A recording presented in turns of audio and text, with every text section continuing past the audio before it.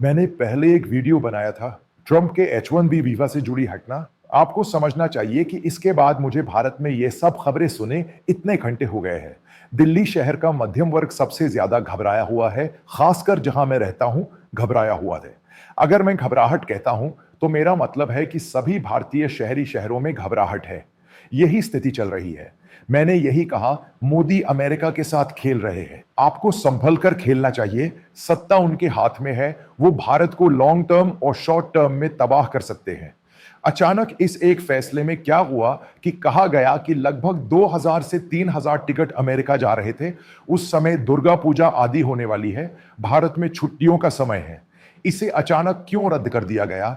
मुझे सिखाइए, लोगों ने अचानक रद्द क्यों किया? फ्लाइट में चढ़ने के बाद लोगों को व्हाट्सएप पर यह मैसेज मिलते हैं। माइक्रोसॉफ्ट, मेटा और अन्य कंपनियां उन्हें कह रही हैं कि जल्दी वापस आ जाओ, वरना उनकी नौकरी चली जाएगी, वरना वो वापस नहीं आएंगे।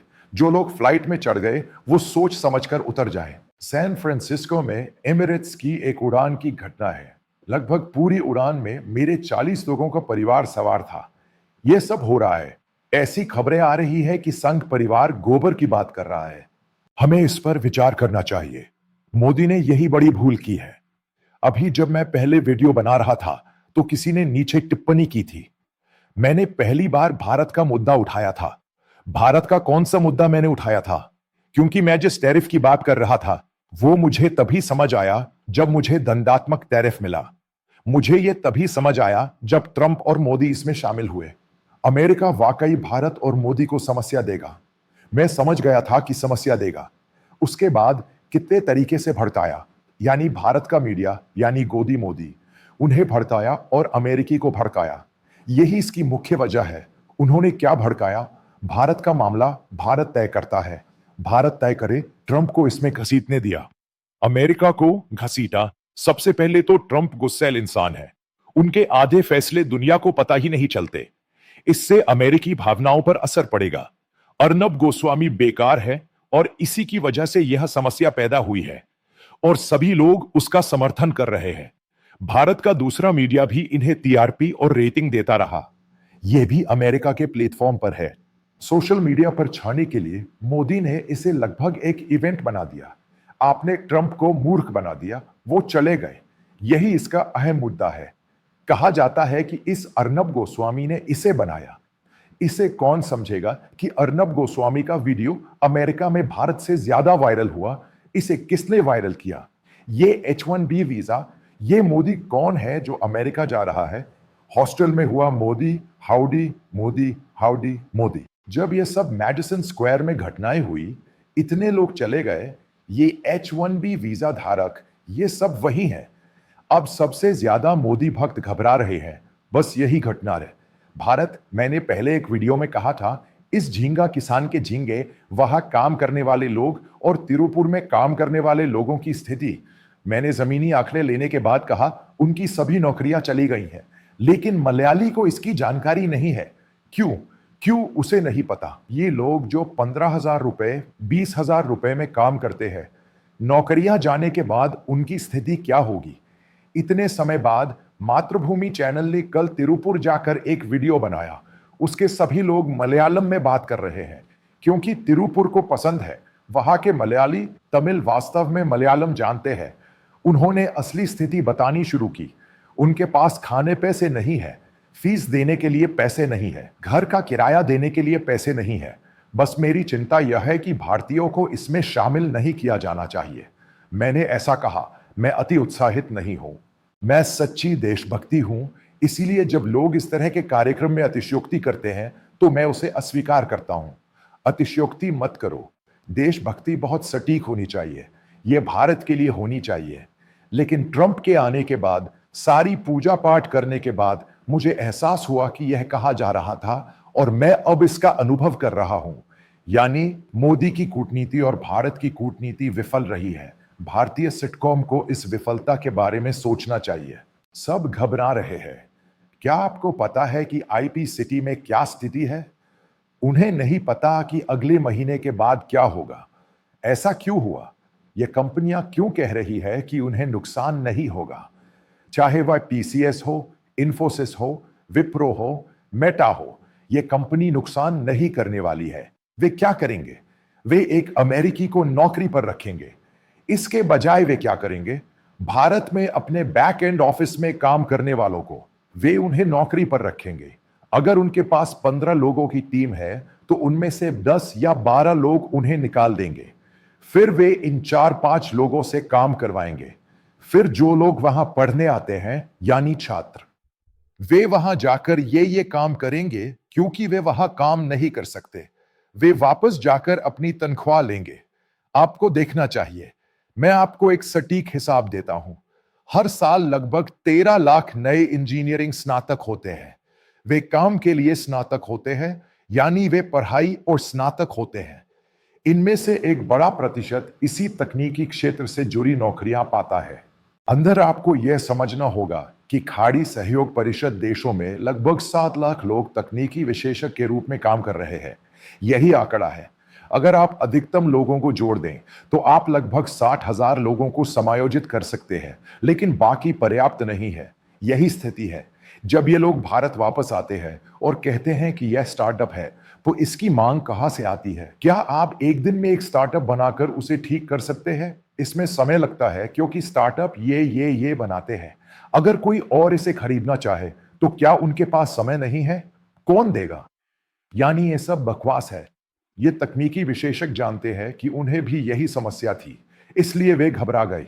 उनका परिवार घबरा गया। यही मैंने कहा, मोदी सरकार की नाकामी कूटनीति है। उसने इनमें से किसी का भी पूर्वानुमान नहीं लगाया। अगर आप अमेरिका और ट्रंप से झगड़ते हैं तो समस्या अचानक आती है। अगला सबसे बड़ा मुद्दा यह उठा कि वे अचानक ट्रंप से झगड़कर चीन गए और ट्रंप को गले लगा लिया। अमेरिका, ट्रंप और इस रिपब्लिकन पार्टी का उद्देश्य क्या था? क्योंकि पिछली बार जब मैं न्यूयॉर्क में था तो Indo American chamber of commerce के एक पंजाबी नेता ने कहा था कि सरदार पंजाबी नहीं, सरदार है। उनसे मिलने के बाद उन्होंने मुझे अपनी योजना बताई। यानी ट्रंप के सत्ता में आने से पहले रिपब्लिकन पार्टी ने भारत को कैसे आगे बढ़ाने की योजना बनाई थी। इसमें साफ तौर पर लिखा है कि भारत चीन का मुकाबला करने के लिए क्या ला रहा है। तो इस संदर्भ में पहले ट्रंप का यह कहना सही था कि 500 अरब, और इसी तरह ट्रंप के आने के बाद भारत के साथ व्यापार 500 अरब तक पहुंचने के बाद ही हम चीन से मुकाबला कर पाएंगे। यही बात है। हर भारतीय जो मोदी के अहंकार की कीमत इस सिंदूर से चुकाता है, उसे इसकी कीमत चुकानी होगी। अब आप समझ गए होंगे। जब वहां काम करने वाले लोग, तिरुपुर में काम करने वाले लोग, सूरत और राजस्थान में आभूषणों का छोटा मोटा ताम करने वाले लोग अपनी नौकरियां खो बैठे, तो मलयाली क्यों नहीं समझ पाए? जब इन तकनीशियनों को H1B वीजा मिला और वे मलयाली लोगों के हाथों पकड़े गए, तो यह घटना उनके नियंत्रण में नहीं थी। यही मुद्दा है। यही तो लोग अपने ही काम से फंस जाते हैं। फिर मैं आपको उससे जुड़ी एक और बात बताता हूं। यह भारतीय मीडिया इतना घटिया मीडिया है जो हाल के दिनों में कभी नहीं देखा गया। यह पिछले 20 या 25 सालों से है। इसका कारण यह है कि मोदी और भाजपा, ये पूरा मीडिया पूरी तरह से और आंख बंद करके सरकार का समर्थन कर रहा है और उसे सरकार की कमियां बतानी चाहिए। समस्या क्या है? सरकार की गलतियां बताई जानी चाहिए। नीति में क्या गलती है? समस्या क्या है?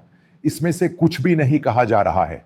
अंध मोदी भक्ति, अंध संघ परिवार का गोबर, गोमूत्र, यही वे वैज्ञानिक रूप से दिखा रहे हैं। यह क्या गलती है? यह कैसी भूल दिखाई जा रही है? इसे इसी तरह समझा जाना चाहिए। दिसंबर या जनवरी 2026 से पहले भारत में बहुत बड़ी समस्या होगी। ये सब तो शहरों में होता है। शहरों में यही होता है। ये लोग, इन्हें नौकरी कहां मिलेगी?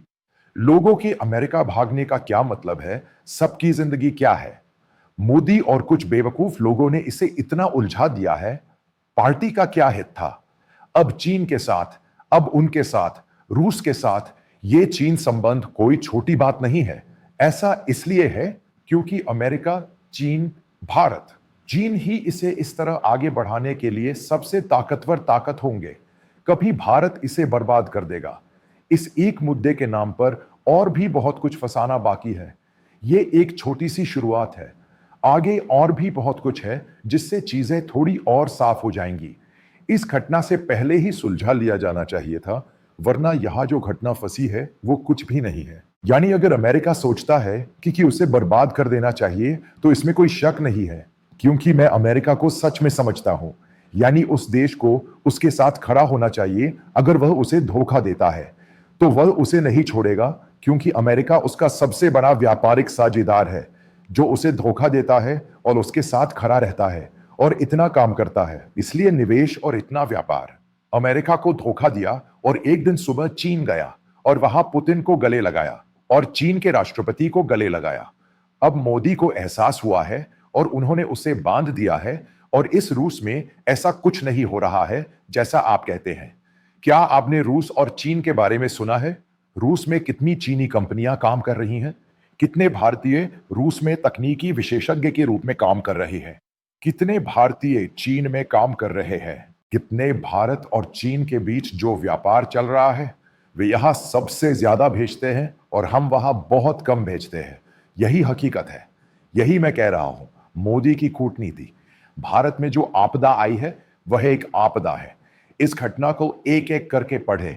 फिर एक और घटना है, यानी पिछले 2-3 हफ्ते पहले कर्नाटक से रिपब्लिक पार्टी के एक नेता संतोष हेड़ा मूलतः एक धर्मांतरित ईसाई है। इसलिए उन्होंने मुझे भेजे एक संदेश में कहा, अगर ईसाइयों पर इस तरह हमला होता है तो हमें पक्का पता है कि मोदी को कैसे सबक सिखाना है। मैं अक्सर यही कहता आया हूं। मेरे जानने वाले बजरंग दल के नेताओं ने आरएसएस वालों से कहा, यही तुम्हारी हद है। या अमेरिका देश कट्टर ईसाई है, यानी वे पेंटेकोस्टल है, वे इंजीलवादी है, वे वहां प्रार्थना करने जाते हैं। अगर कोई बेचारा वहां जाकर जय श्री राम का नारा लगाए तो वे चुपचाप खड़े होकर नहीं देखेंगे, वह इस पर प्रतिक्रिया देंगे।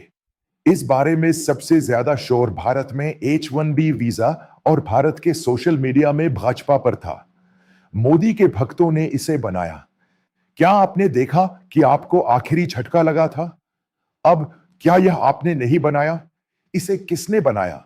यानी मुस्लिम समुदाय पर एक एक करके प्रहार होने के बाद लोगों ने इस पर हमला किया। मोदी ने ईसाई समुदाय पर नकेल कसी। मोदी ने संघ परिवार के एजेंडे के कारण इस पर नकेल कसी। यह कई राज्यों में लागू किया गया है। यह बेचारा पकड़ा गया और जेल में डाल दिया गया। यहां की अदालतें बिना चार्जशीट के ही उसे एक छोटी सी चार्जशीट दे देंगी और फिर उसे सजा सुना देंगी। क्या आपको लगता है कि यह मजाक है? लोग इसे दुनिया भर में देख रहे हैं। वे 100% मांगेंगे। इसीलिए उन्होंने एक छोटा सा झटका दिया। अब भारत के इन लोगों में से अगले को, यानी B1 B2 वीजा धारकों को एक बड़ा झटका लगने वाला है। उन्हें अगला झटका लगेगा। मुझे यह पता चलने लगा है। बिना 15 लाख रुपए दिए B1 B2 वीजा भारतीयों को नहीं दिया जाता। उन्हें वो पैसा बांधना पड़ता है क्योंकि वो आने में देरी कर रहे हैं। पैसा अमेरिकी निधान में जाएगा। समझ लीजिए कि सिर्फ अमेरिकन ड्रीम ही नहीं, अमेरिका जाने का मौका भी गायब हो रहा है। यानी अमेरिका भारत पर शिकंजा कसना चाहता है, लेकिन इसे जल्द से जल्द सुलझाना होगा। मोदी की धौंस धौंस काम नहीं आने वाली। मैंने इस विषय का अच्छा अध्ययन किया है, इसलिए मैं हर बात का अंदाजा लगाकर कहता हूं, ये होगा, ये होगा, ये होगा।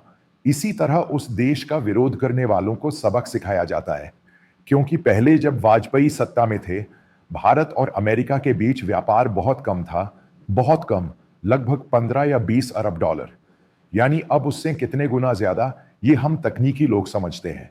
सबसे पहले अहम बात यह है कि भारत में H1B वीजा धारक हर साल 200 अरब डॉलर से ज्यादा भारत बेचते हैं, जो भारतीय शहरों और कस्बों की बुनियादी ताकत है। अगर हम कहें कि ये पैसा ही अर्थव्यवस्था को चलाने वाला आधार है, इसलिए हम अपना सामान और दूसरी चीजें खरीदते हैं, EMI देते हैं, गाड़ियों के लिए EMI देते हैं, बच्चों को पढ़ाते हैं, ये सब ऐसे ही चलता है। अमेरिका में एक टेक विशेषज्ञ को सालाना लगभग 1 लाख डॉलर मिलते हैं। उसका 80% वेतन होता है। वो उसे भारत भेजता है और अब वो रुक जाएगा क्योंकि उस पर भी टैक्स लगेगा और वो उससे पैसे नहीं भेज पाएगा। तो वो क्या करेगा? रिटर्न तो जाएगा ही। टेक कंपनियों की तो बात ही छोड़िए।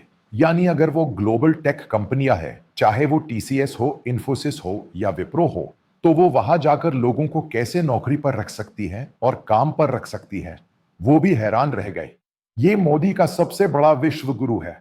जिस अमेरिका ने उन्हें विश्व गुरु बनाया, उसे ये काम एक ही दिन में यानी इतने समय में लागू कर देना चाहिए। यही तो उन्होंने मांगा था। वो हैरान रह गए। इसीलिए मैं कह रहा हूं कि इस सरकार की नीति बदलनी चाहिए। चीन हमारा स्वाभाविक साझेदार नहीं है। रूस हमारा व्यापारिक साझेदार नहीं है। हमारे व्यापारिक साझेदार अमेरिका और यूरोपीय देश है। हम उनके खिलाफ नहीं जा सकते। भारत को आगे बढ़ने में समय लगेगा। एक दिन में एक भी बच्चा आगे नहीं बढ़ेगा। उस समय के बाद चुनौती मैं हूं। इसका सबसे उत्कृष्ट उदाहरण चीन है। चीन ने दुनिया में किसी को बताए बिना 30 साल तक अपने बच्चों को वहां पढ़ाया, उन्हें वापस लाया और उस देश को एक महान देश बनाया। इस बीच चीन किसी भी देश को चुनौती देने नहीं गया। उस समय कोई चीनी राष्ट्रपति भी विश्वगुरु ने कुछ नहीं कहा। यह सब दिखावे और मॉडलिंग का खेल है। इसने इसे बर्बाद कर दिया है। अंततः सब कुछ नष्ट हो गया। भारत को और समय लगेगा। उन्होंने जो कहा उससे भी कुछ गंभीर रूप से गलत हो गया है। यह अंदर ही अंदर पड़ा है और लुढ़क रहा है। अगर इसे जल्द से जल्द नहीं सुलझाया गया तो मैं आपको यकीन से कह सकता हूं कि जनवरी तक यानी भारत में स्थिति बहुत बहुत खराब हो जाएगी। ये धक्का देने वाले और धक्का देने वाले यानी मोदी को धक्का देने वाले आने वाले समय में खुद देख लेंगे। यानी आप किसी सच्चाई को चीर नहीं सकते। सच्चाई हमेशा सच्चाई ही होती है, कोई परछाई नहीं। वो सच्चाई हर दिन हमारे सामने आता है। जब वो खत्म होती है तो हमारे दरवाजे पर आ जाती है। भारतीय शहरों और भारतीय आईटी शहरों में दहशत देखी जा रही है। सचमुच दहशत, क्योंकि इसे इस तरह से बनाया गया है कि कोई सो नहीं सकता। प्रधानमंत्री मोदी और उनके दोस्तों ने भारतीय शहरों में जो भूल की, यानी हिमालयी भूल, वो हो गई। भारतीय लोग इसे महसूस कर रहे हैं। पैसा किसे मिला? अडानी और रिलायंस को। किसी भारतीयों को फायदा हुआ है? कोई फायदा नहीं हुआ। इसकी कीमत कौन चुका रहा है? यहां मौजूद हर भारतीय। इसे महसूस करने के लिए बस इतना ही काफी है। इसका कारण कौन है? भारत और भारतीयों को पहचानना चाहिए।